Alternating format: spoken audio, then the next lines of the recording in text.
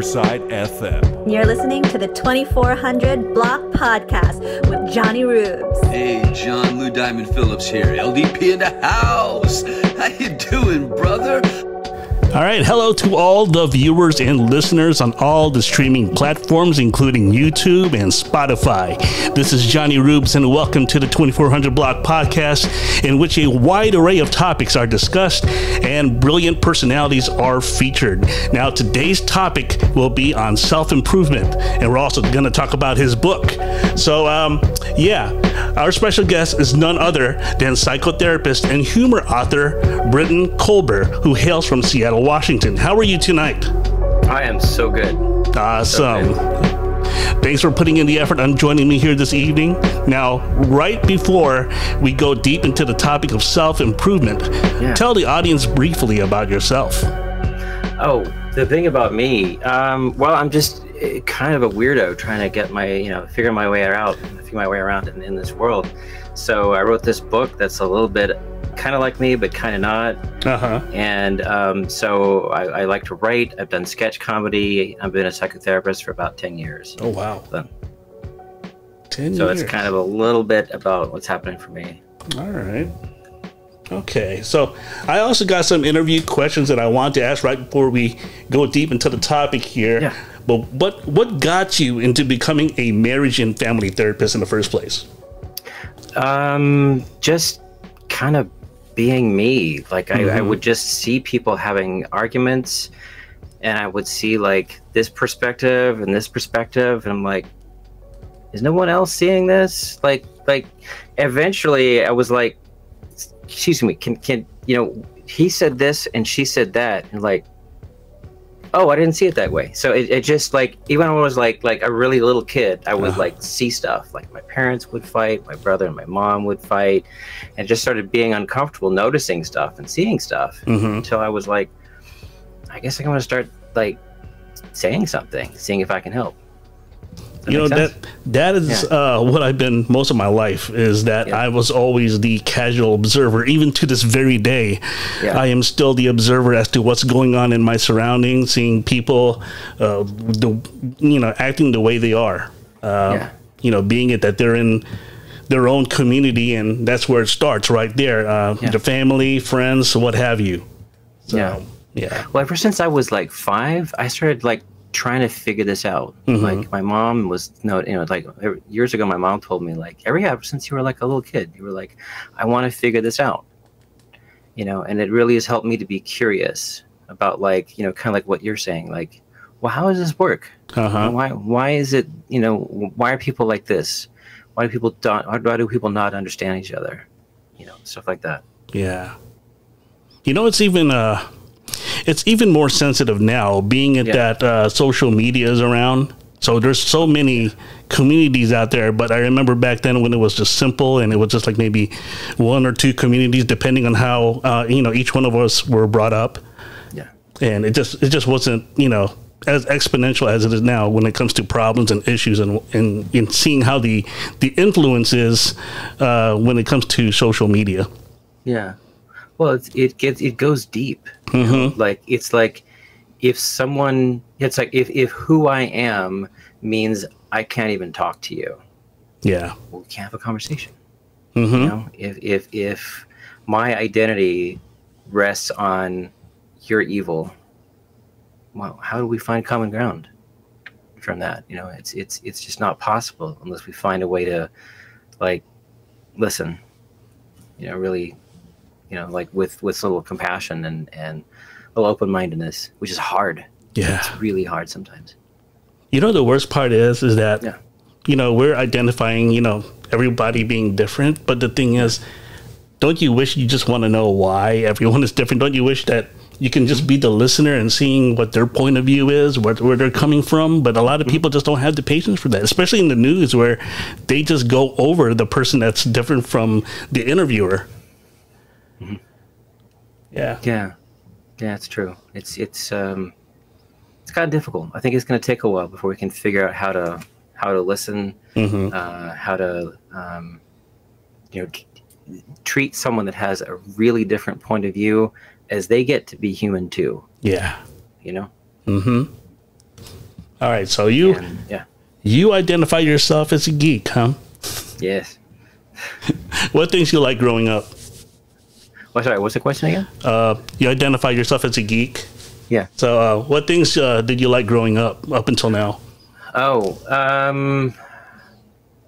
man, lots of different things. I did find myself really interested in trying to understand how things work. I liked science, but I wasn't really good at it in terms of like, I even took honors stuff, but I was like, I wasn't like honors biology almost killed me.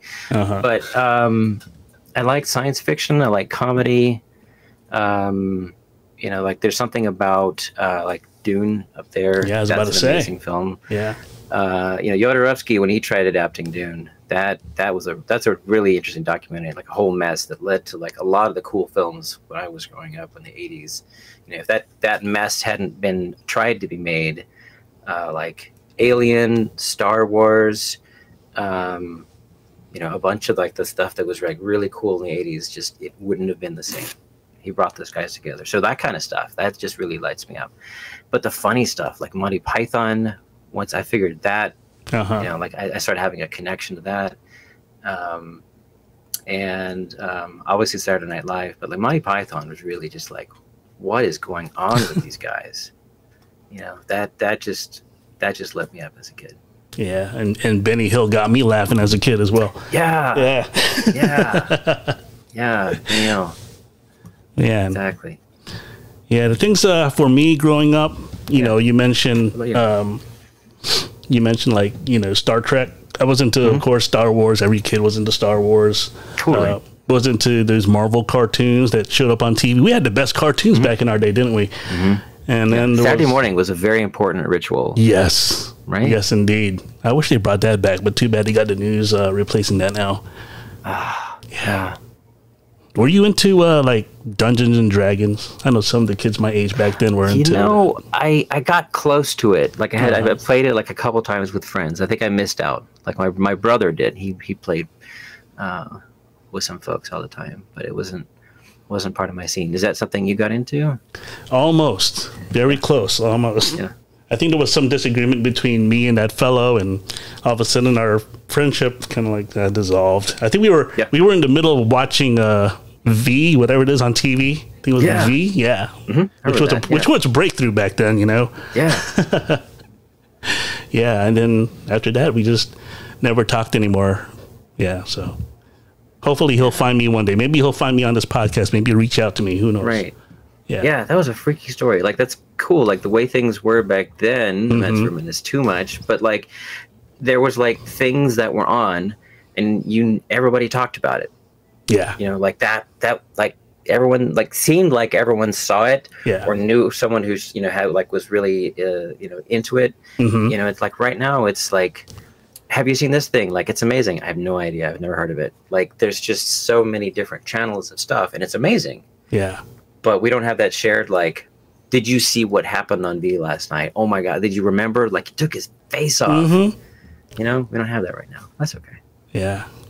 Yeah, there was those practical effects back then, which, almost made it so believable and so realistic. But of course, with today's technology, it'd probably be a lot more better. But remember, the originality back then, it was off the charts, man.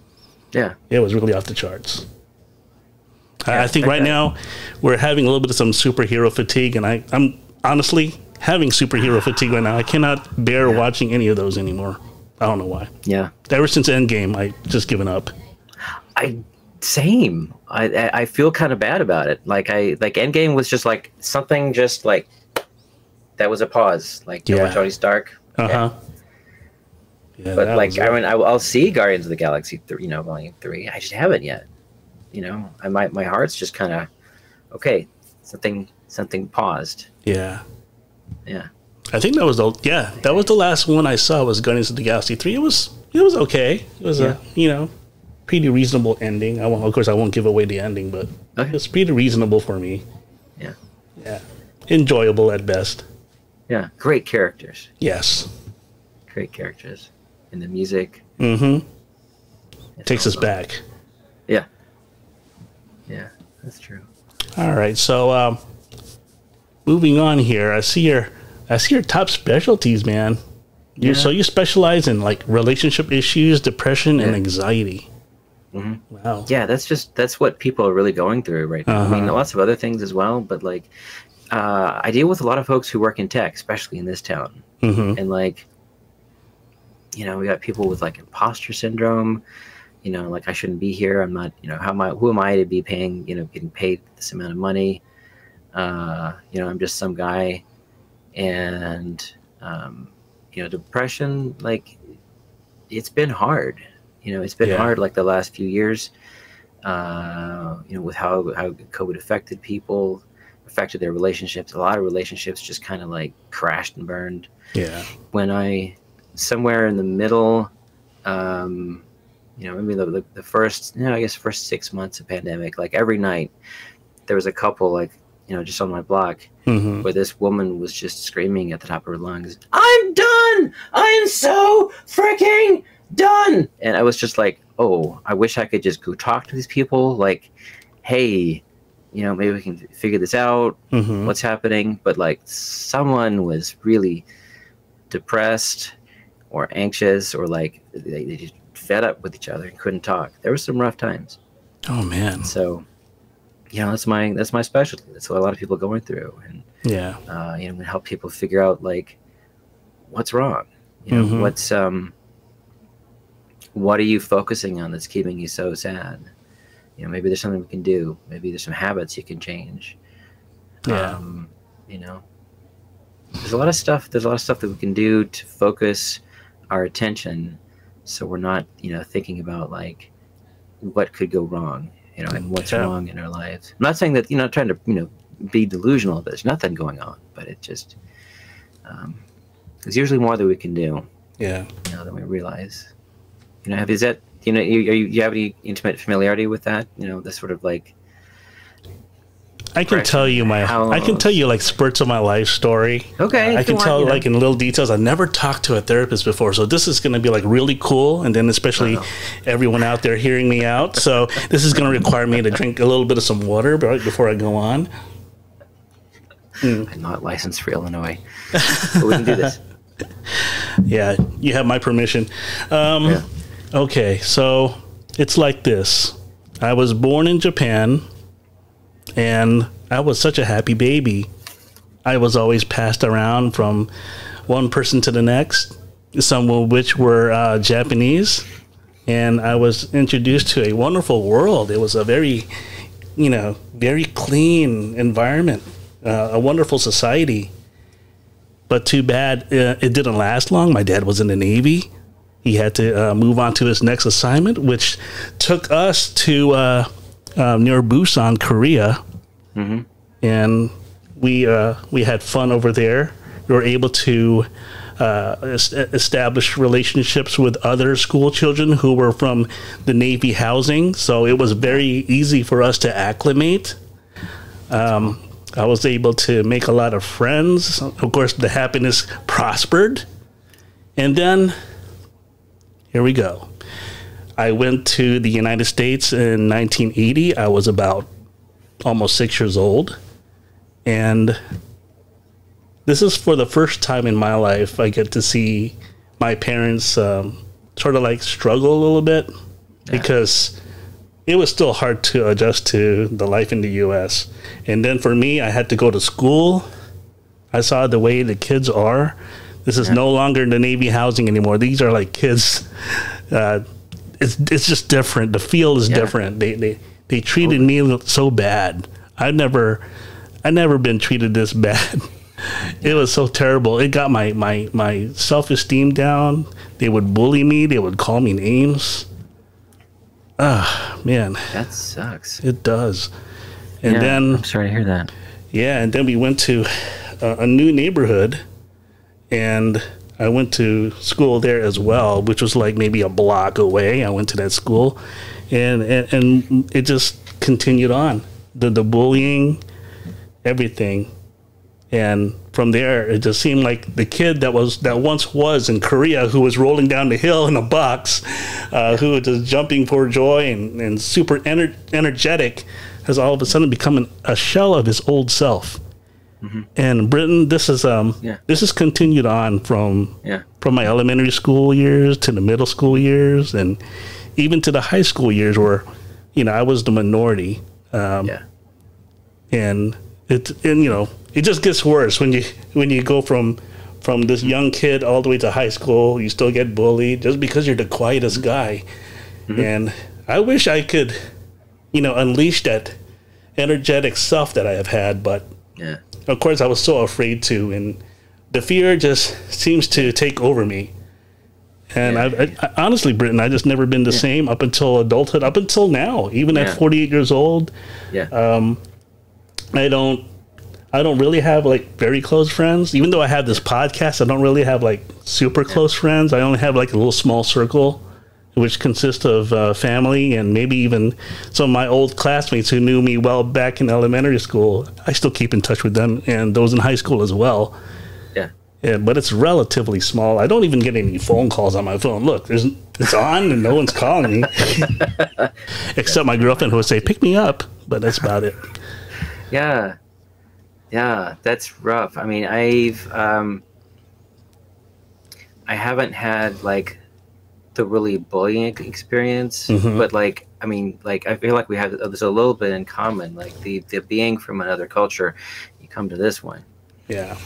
Like I actually spent some of my like about a year and a half or so in Japan. My parents were living there. I was born in the U.S. Like they were living there. They came temporarily to the U.S. to give birth to me, and then I went back and lived there for about a year and a half. Oh wow! So I kind of am familiar with Japanese culture. We had someone who lived with us, came and moved in with us in the United States. So I was really familiar with Japanese culture a lot. Not so much. Not that I don't know that much about Korean, but like my dad being from Austria, and spending time in Austria. When I was 6 years old, I spent like a whole year there with my grandparents. But I was there enough to have an accent when I came back. People were like, who's this guy? And there's like cultural things like I had no idea. I hadn't have context for it. Stuff you pick up around like 6 or 7. I didn't know.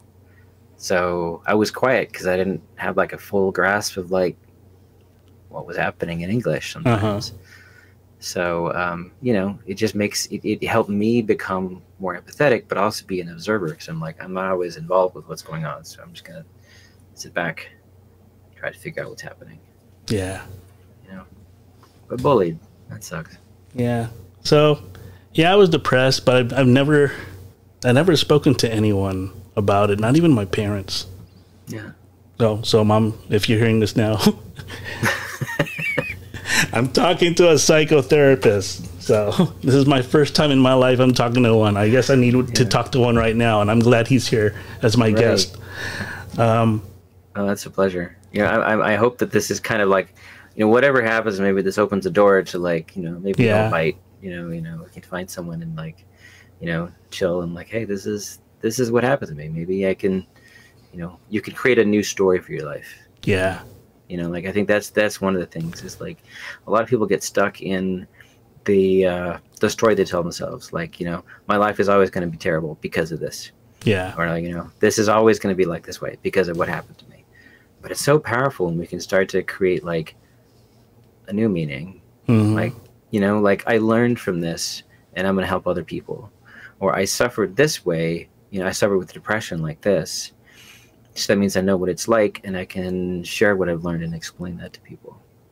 Yeah. Maybe I can share that. So, you got some charisma, you can do that if you want. I feel like I've been an invisible person pretty much. When I ask people, like my classmates from high school or in elementary school, I asked them, what was I like to you? What did you thought of me back then? They're like, John, you were a nice guy, but you barely said a word. Yeah. You're very shy. Yeah. I was one of those kids that only like talk to them while I'm in school. I never had the chance to even like hang out with them in the mall. Yeah. I was not like all these other kids. I was pretty much like at home, living on the 2400 block, which of course is named after. And the only thing I learned growing up was watching a lot of cable television, which was awesome.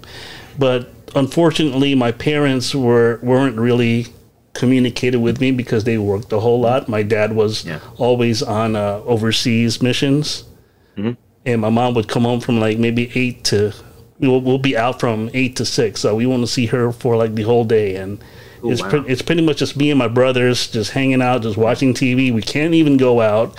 We were not told to go out unless we are on the street itself, and we can hang out with kids our age. And with kids our age, we're able to talk about things, especially V and Conan the Barbarian and Mad Max and all those other movies back in the day. So I'm glad there were some of these highlights in between. But as I got older, it just got even more difficult. And totally. Yeah, like I said, man, people don't call me. I feel like like an invisible person. Well, right now I'm not, but I think the last good deed that I did, if I remembered, was I met a coworker like 2 years ago, and she like spent like maybe half of her paycheck or more than half of her paycheck on rideshare in Chicago. And of course, rideshare is expensive, especially in the inner city. So once she left that job, and of course I miss her immensely how she hears me. I did a good deed. Sometimes, I thrive on making people happy. That's how I sometimes can go on with life. Like sometimes when I'm depressed, I want to see the goodness, and whatever I do, a good deed or something, I want to see it reflect, Yeah. And I was able to raise enough money for her to get, most of her money back through like a fundraiser. Oh, so that's cool. I'm very happy to have done that. But of course, she probably thought otherwise, that it was probably for the wrong intentions or whatever. No, I was just trying to give back, and that's how I live my life, man. Like, through the years is just doing a good deed, and it just makes me feel good, man. Although I am practically invisible to everybody. Yeah. Yeah, that just hurts. Like I remember like kind of hoping for like, people get nicknames. I feel like someone they see you and you're like they make up a name for you. Like, we got a nickname. I mean, there's only like a handful of people named Briton on the internet, and there's the only one named Briton Kolber. So like there was no confusion. It wasn't like there was 3 Matthews and they had to like make up a name for you. So I'm like, I kind of get where they're coming from, but like, it's nice to be like, someone sees you enough to be like, hey, you're that guy. That's what a lot of what therapy is about. It's not like necessarily like the medicine and like finding the right label, like, oh, you're this and you have this disorder. It's like we just crave that, just being seen and like valued. Like, that's cool. Like just for who you are, like you can have these feelings and have these thoughts and be like, yeah, you're you, and that's cool. Somehow we just crave that, if we don't get it from somebody, it's best if it's from like a parent or a relative. Yeah. But if it's just, even if it's like one teacher that's just like, hey, that thing you did, like, that was cool. Like, that was really generous, or like, that was super creative. That means so much. You know what I mean? Yeah. Yeah, so that was one way to cope with some of the depression that I had with my life, was just to, make people happy in between. And right now I'm going through one of the most toughest times. Right now I'm doing side gigs. At the moment, I've lost my job like a few months ago because my girlfriend got promoted and the company did not allow us to work together. So, yeah, so this is where I am right now. Okay. And I'm glad to, to fellowship with people like yourself and other guests in the past. I'm just glad to just talk to somebody. Yeah. Really makes a difference. Yeah. Especially tonight. Man, this is like the most I talk to a guest. It really is, man. Yeah. Well, there's something about the vibe you have that I was just like, who is this guy? Like just in like some of the texts, and like kind of how you show up. I'm like, there's a kind of like friendly, like, oh, hey, put on a smiley face, happy to be here. But like, I want to I want to get to know you. Oh, like, thank you. This is great. This is great. You know what's funny? People are starting to recognize me now, but it's for the wrong reasons. People are like, oh, you're my best friend. Hey, how you doing? I'm like, do I know you? You're like, man, you dress up just like my friend, man. I'm like, wow, there's a lot of doubles of me everywhere. All right. Yeah. By the way, I'm wearing this old T-shirt. It says third base, and third base hasn't been relevant for 31 years. And this is actually a shirt I wore during high school. I think this is probably like my 9th or 10th time that I sported this shirt. Nice. So it's so clean. There's not even a stain on it. So yeah, back then this was like maybe super baggy on me, but now it fits just right as an adult. Yeah, after how many years in a tote. I hear that. Yeah, I've got a little box full of like shirts from like high school and stuff. Like every now and then I'll pull one out. I'm like, oh, cool. Memories. What's the most awesome shirt you've had? Honestly, one of my favorites is one I ordered from the Spam company. Oh. So from Hormel, it's just blue and it's like in the classic yellow letters, just Spam. Nice. And it just cracks me up because of all the Spam references and the Monty Python stuff. And I got to go to a local production of Spam-A-Lot, the Monty Python and the Holy Grail show. And I wore my Spam shirt to Spam-A-Lot. And I've just felt like a rock star because people were just like, oh, perfect. Yes. And like I hadn't worn it in like 30 years, but it's just like, that's fun. A little tighter. Now, question. Tighter. Since you wore that Spam shirt, have you ever went to the Spam Museum? I haven't been to the Spam Museum. I went to the Spam Festival that was in Austin a while ago. They stopped that. What's this? Where's the Spam Museum? I believe it's in Texas, if I recall. Let me see. If it is. I think it is in Texas. I did had a brochure on me, but I don't know where I put it. Okay. But let me look it up real quick. Oh, that's awesome.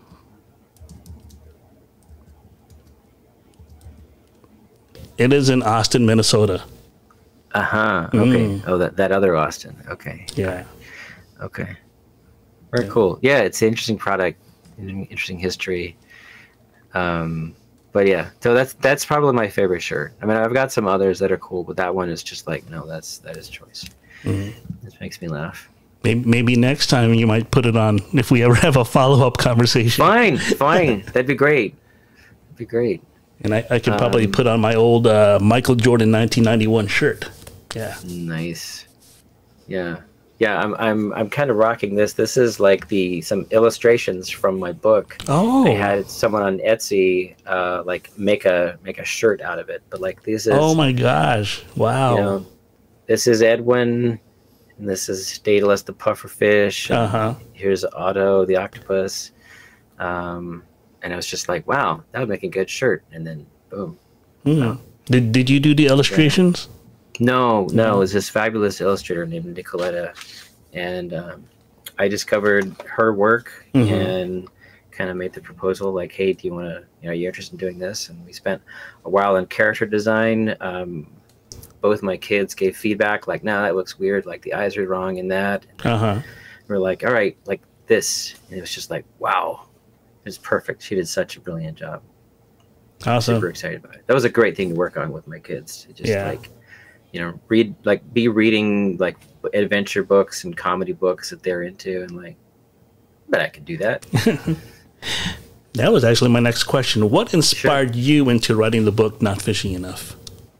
My clients, really. Like the people that were struggling with liking themselves. It was just like, if I could just figure out a way for them to like not have to do therapy, to like just like, there's a whole bunch of stuff that is around, like happens around like 8 to 12 years old, where you kind of start comparing yourself to others, not usually in a good way. It starts to kind of erode the sense of self. Like it's just, something is just not quite right. And if I could just like prevent that, what if I could just write a story? And so that was one of the things that happened. But I think the first like thing that really started the ball rolling was when I realized, like, so Pacific Northwest, we've got the tides move a lot in this latitude, like 10 feet or so.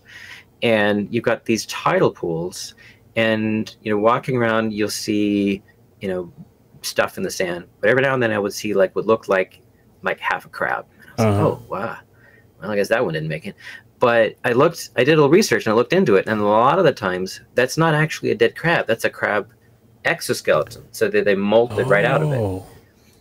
And I was like, oh, okay, so it's not crab death, it's just like breaking out of its shell. And one day I was talking with someone about that was trying to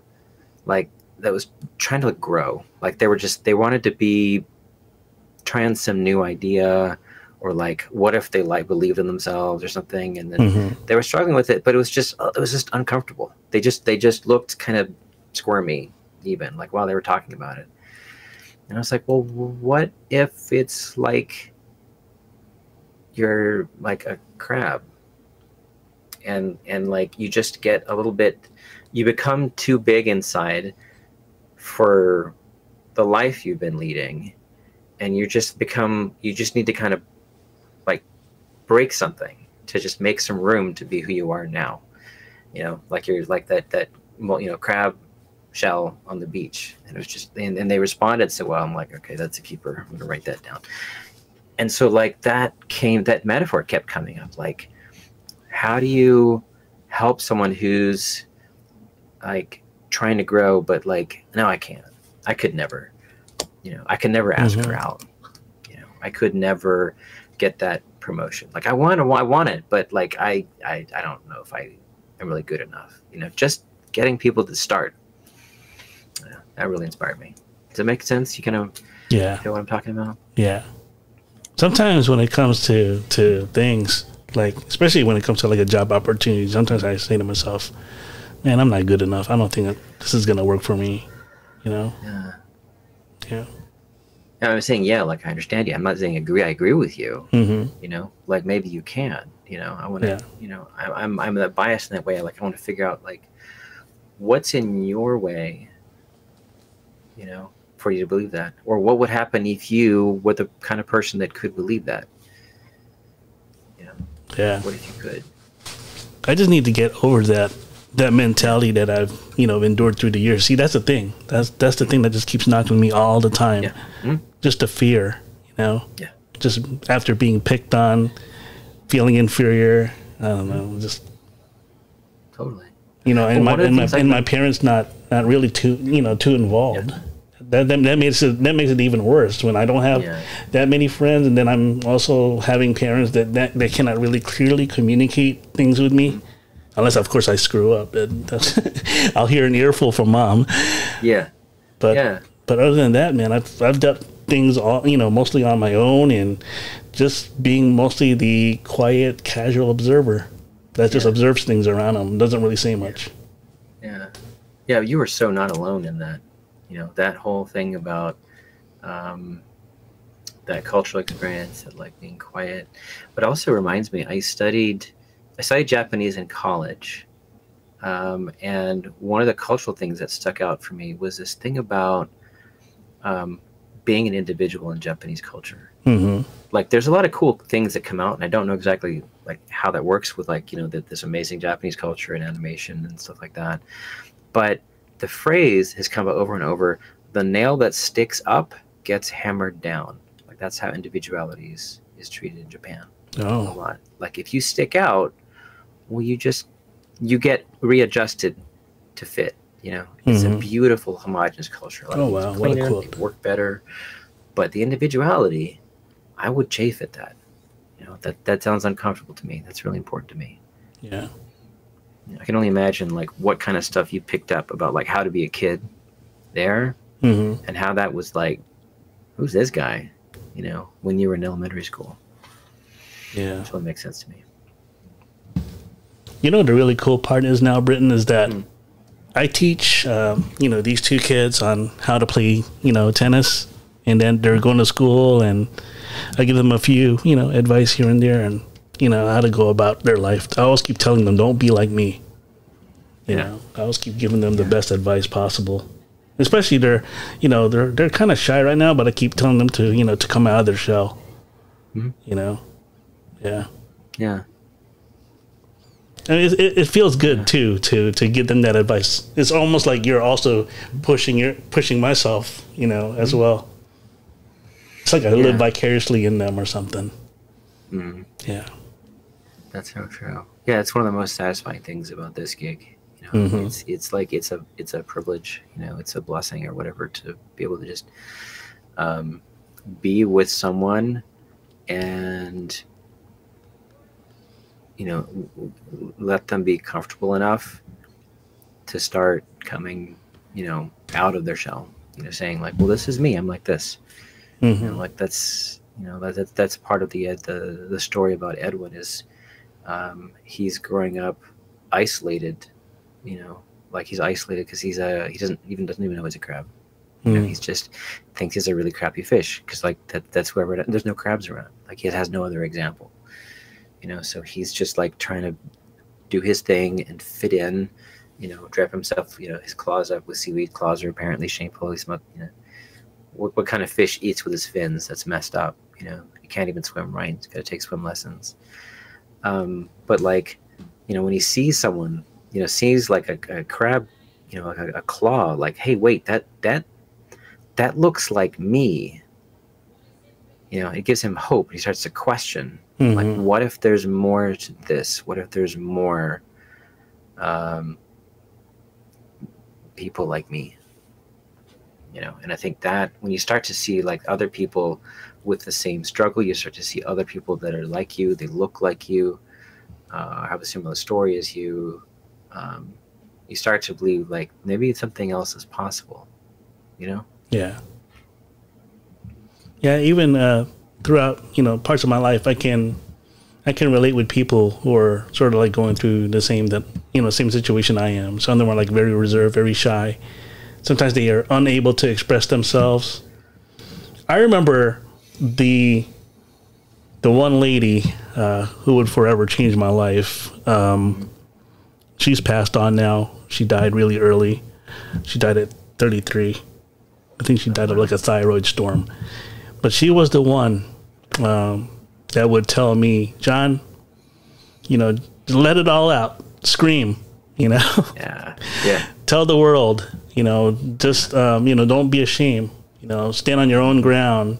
John, you should, speak out. And she pretty much was the basis of inspiration for this podcast. If it wasn't for that's so cool, an individual like her, I wouldn't even have done this. I would probably be continuing to be as reserved and quiet as I was in my life, for most of my life. But now I'm learning to be very expressive, being vocal. I'm glad this platform is giving me the chance to speak up and talk and share whatever it is with people, whatever they want to talk about, and we can all somehow relate and fellowshipping with them. I mean, I just find that really cool,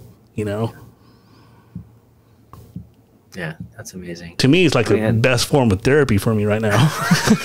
And I'm now talking with a therapist, which makes it even more cooler. Yeah.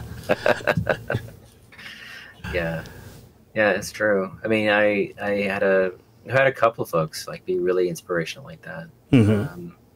That like they were like, hey, Briton, I see you. Like, what if you did this?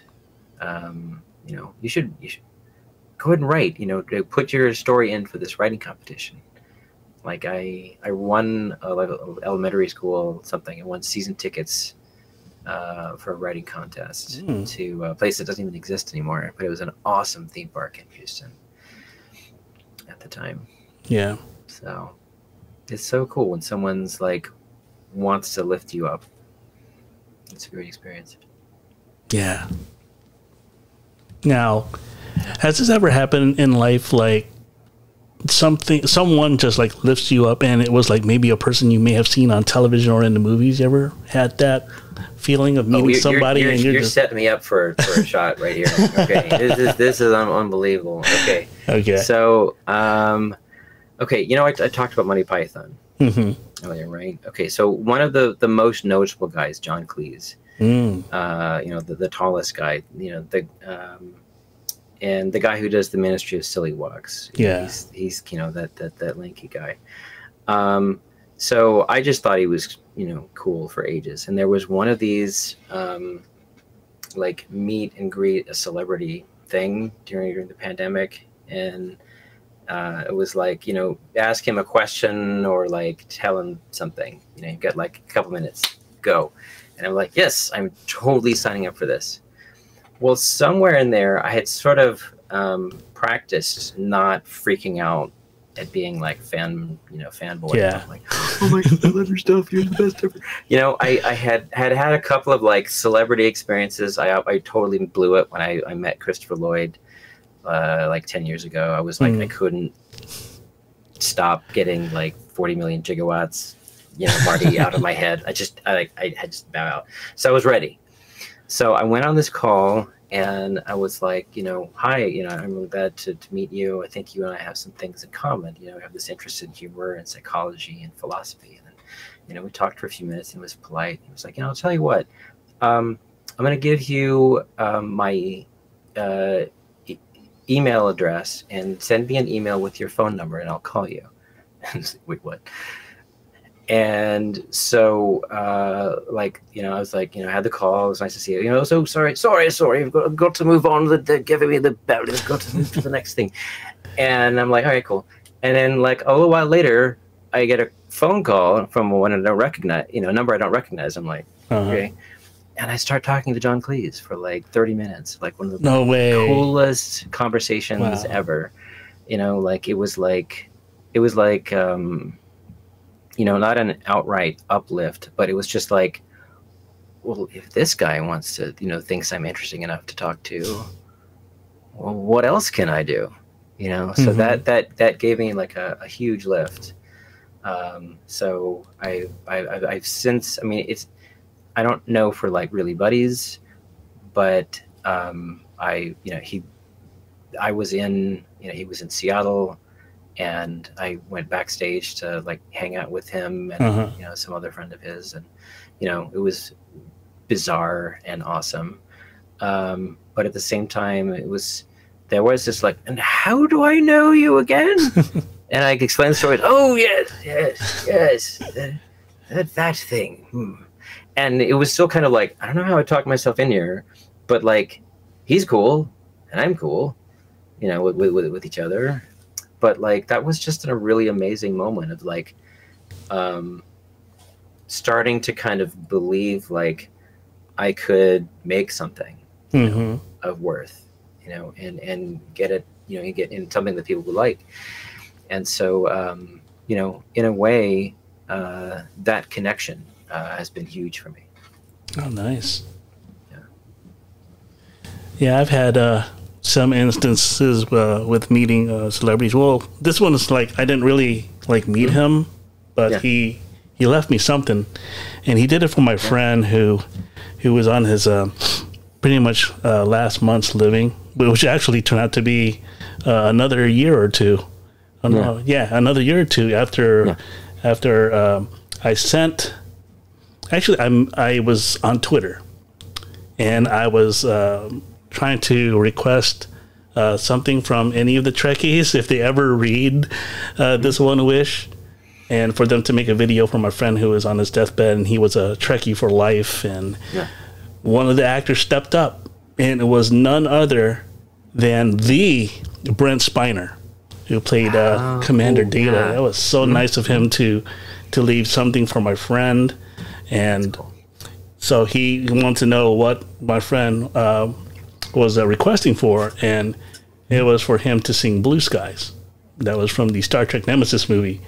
And so he did sing Blue Skies, and it really made my friend so comfortable, like he's ready to go. So it really made him feel great. He was so grateful for me to communicate with him, so that way, he gets to send a video message for my friend. And my friend was deeply moved, and then he passed away 2 years later. Yeah, and of course, like I said again, man, I just want to make people feel good. That's my thing. Even though I may be this invisible wall, invisible person. Well, I hope you get more like seen for like what you're doing. What's important to you. Thanks. The good you're trying to put in the world. Yeah. I'm going to share that video with you sometime right after right after our conversation here on the podcast. I'll share with you the file. Okay. Yeah. I'd love to see that. Yeah. All right. So we have like maybe a few minutes left here. I'll say 15 minutes left. Feel free to talk if you want to, man. I'll give you the open floor right now. I'm sorry. I kind of was doing too many Q&A here, man. So. Man. I mean, there's so many things I could get into. I think like this thing about like accepting who you are is super important. And it's not like a lot of things that the self-acceptance is such a cool thing, because it's like, if you don't believe you have worth, then even if someone says like the nicest things to you, it just kind of bounces off. You know, like you see some of the most beautiful people and you'll give them a compliment. They're like, oh, thank you. You know, polite. But like, sometimes they just don't really take it in. You know, like, oh, well, you know, you think I'm attractive. That's nice. But like, you should see my feet. No one's looking at your feet. Or, you know, like my cheekbones are all wrong. My eyes are too wide. Like, I don't understand what you're talking about. You know, it's so there's a kind of like inside, you know, liking yourself. That's important, you know, and then, you know, eventually you can have like the outside and you can accept that. But it's like, it's such a big deal. And I think a lot of the people that are depressed and anxious that I see, they get stuck on it. You know, they get stuck on this thing because it's like, they think they need to be self-critical so that they can do what they want to do. You know, so that, you know, they have to be hard on themselves so they can lose weight. They have to be hard on themselves so they can, you know, be better about, you know, being on time to meetings or whatever. And that's one of the most bizarre things that I learned from Kristen Neff's research was like, nope, turns out that's not true. It's not nearly as effective. Like it's good. It's one thing to set a standard for yourself, like to achieve something. But if you're so busy being down on yourself, you're not going to have like the emotional resources or the bandwidth or the spoons, as people call them. I think forks are funnier because it sounds a little louder. You know, I'm out of forks. You know, I couldn't give a fork. But you know, you need some kind of resource to be able to make change. And like, I'm so excited about making that happen. So like this book is personal, you know, some of it's about me. You know, if you look closely on my tagline, you know, I try to get through the pronouns thing, you know, he, him, she, her. And I'm like, I just go like that guy, the one with the nose, because, you know, I think people and their pronouns are important, but I also want to add some levity to it. So it's like, you know, it's clear, kind of steers male, but like, you know, ever since I was young, I mean, you're not seeing it from straight on, but like, this is legend, you know, like this is not a small nose. Like I was even identified at my uncle's bakery in Vienna. You know, they were like, you know, who's this kid? And you know, I was like, you know, asking for my uncle. You know, and then one of the people looked at me like, oh, he's got the Kolber nose. Yeah, you know, we'll send him over. You know, we know who this kid is. And it was like, instead of like being made fun of by a guy who was like, you know, called me needle nose, it was like, oh, this is family. You know, this means something to me. So I love that sense of like self-acceptance that can help people feel good. But ultimately, I think it all just comes down to safety. I'm kind of tinkering with this sort of tagline. I'm not much of a, you know, one line sort of person because it's not entirely authentic, but I think it's memorable. I like this. Like, you know, I think we need to learn to feel safe because feeling safe is important. Yeah. And then be strong so that we can all get along, you know, and that kind of ties it into the beginning, like the social media problems, the people not getting along with each other because we don't feel safe. You know, we don't feel safe disagreeing. We don't feel safe being who we are when we think someone's going to shoot us down for like being wrong. Yeah. So like, and that's how we connect. You know, if we feel safe with someone, you know, then we start to be able to open up. I mean, honestly, that's something I appreciate about you. I mean, like, you know, this is your show, you know, and I just showed up here. but like you seem so comfortable with like your thing and what you're doing. You know, my sense of like, okay, I'm on the spot now, totally much more chill because I feel safe, you know, and that helps me feel strong. Like I can just kind of say what's on my mind. Because that's part of the, you know, the physiology of it. Like the vagus nerve is all about like this social engagement thing. There's this like, from a neurological level, like mammals can like help each other get chill, help each other get calm. You know, little baby animals are like, you know, fighting and snarling and biting each other. But there's like a, you know, then there's they're like, oh, I went too far. You can see it with like almost all animals. They'll like stop and like face each other. Like, are we cool? Like, are we cool? And so, you know, and we do that. You know, you accidentally bump someone in a restaurant, you know, and maybe they spill their drink or something. If you pause and be like, hey, are we cool? It's almost always, you know, you don't just do a glance. I'm sorry. You know, it's like you face them. Hey, are you okay? And that's the co-regulation of the vagus nerve. Just like, no need to fight. It was an accident. You're cool. I'm cool. Everybody fell out. I'm not going to freak out. You know, this is fine. And I was just so impressed with like the thing for safety. I'm just rambling here. I mean, you gave me the floor. Oh, it would be the best advice for anyone to hear right now. I'm sure they have their eyes glued to the screen, or they have their ears, you know, they're holding onto their headphones. They want to hear you out. Yeah. But how do you feel safe? I mean, like, how do you feel safe? I mean, you know, you went from like being like this, you know, invisible person, and now you're kind of like coming out a little bit. Like, how do you feel safe enough to just like have a show? In a way, it feels like it's my superpower now. Yeah. You know, it feels like it really is. This is like my vehicle here. You know. Yeah.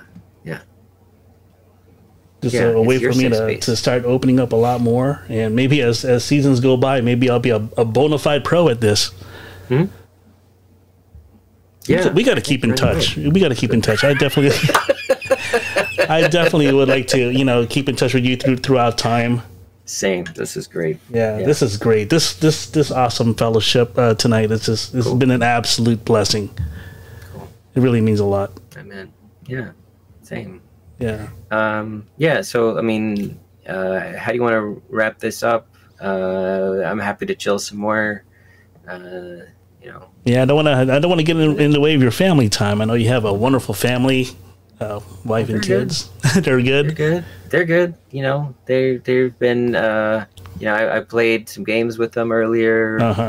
I played this fun game called Castle Crashers, kind of the Xbox 360 kind of throwback game, and talked with the other one about, you know, this plane he'd built in Stormworks and how to have the propellers right. You know, we're good. I spent all week with him. We were at an RV trip. Oh wow! To the San Juan Islands nearby. My brother came in, so we spent a lot of family. They made us need a little time without Daddy, so they can watch some YouTube and be fine. So, so we're good. You know, maybe one day I might have to go to Seattle and meet you, and that'd be great. And then also go to the gravesite of Brandon and Bruce Lee. That's always been my wish. I always wanted to go there. Yeah, that is cool. I had the honor of speaking with Bruce Lee's widow. I used to volunteer with the something Asian American Museum Society. Oh shoot, I forgot the name of it now. But like, she was there as a guest, and you know, got to talk with her a little bit about you know, her tragedy, you know, and her keeping on, you know, losing father and then son. But she's a powerful woman. It's cool to get to know her. Yeah, she is. Oh man. Yeah. You know, you were just giving me the wind up, like, you know, like, okay, someday Seattle, and I'm like, oh, I just bring it right down. Sorry about that. Therapists, man, we like get real. You know, how does that make you feel? Oh yeah. You know, prior to talking to you, I'm like, oh my gosh, I'm talking to a therapist. It's like, how is this going to turn out tonight? I admit, I was a little bit, not, well, I don't want to say intimidated, but also I have a little bit of some fear. I'm like, I don't know what to ask a therapist. Never talked to a psychotherapist before, so yeah. So this is like psychotherapist 101 for me. Psychotherapy 101. Yeah. The fun thing about psychotherapist is like the spacing between the letters is really important. Oh. If you have too much space between psycho and therapist, it's like, oh, that doesn't look good. Let's put that back to But no. Pretty nice. Anyway, I got to pass it to you. You know how you want to wrap up things. I'd be happy to see you, show you around some things. You know, get some local salmon and whatnot. By the way, what do you like doing with your family besides games? Heading out to the wilderness, enjoying the forest, or camping, or just general mischief and adventures. I mean, the best is when we're just hanging out and like someone cracks a joke about something, and then we're just rolling around or like rushing each other or something. But it was great to go on an RV trip. You know, we just chill and go check out stuff. So just general mischief. That's my thing. You know, causing a little bit of trouble. Yeah.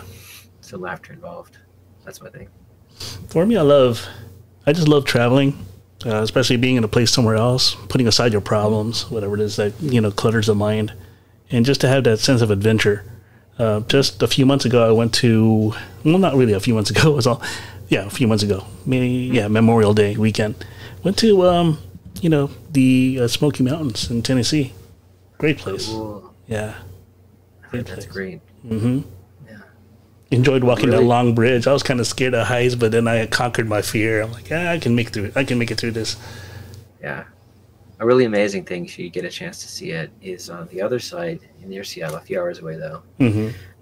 Not far from where Forks is, where the vampire movies took place, like the wettest place in the U.S. There, not far from there, is the world's only temperate rainforest. So it's so wet. So much moisture that it's a rainforest, but instead of being like tropical, like hot, it's cool. But what that means is like there's all this moss on the trees, like 8 feet long of moss just like hanging down from a tree, and it looks like these ancient trees have like beards on them. It's like really cool. Oh, I'll have to look that one up. Kind of amazing. Yeah, I'll send you some photos I took. I've got one that looks like a dinosaur. Oh. That's wild. Well, everyone, I think we'll conclude here. I think my girlfriend's about to start dinner here. It's 8:05 in Illinois, and it's 6:05 over there where you are. So I'll conclude. And ladies and gentlemen, here he is again. It's Briton Kolber. Let's give him a hand. Yeah. So thank you very much for being a guest on my podcast. It really means a lot. Thanks for taking the time being here tonight. And I wish you the best always in what you do, helping the people, like myself and many others who do need the help. And I'm glad that people like you are stepping up. So cool. Yeah. Much appreciation and much love. Notfishyenough.com. Yep. Find out more. Oh, yeah. Check out his book. I'm going to put it on the notes. All right, guys. Have a good night. Good night, Briton. And I'll catch you again real soon.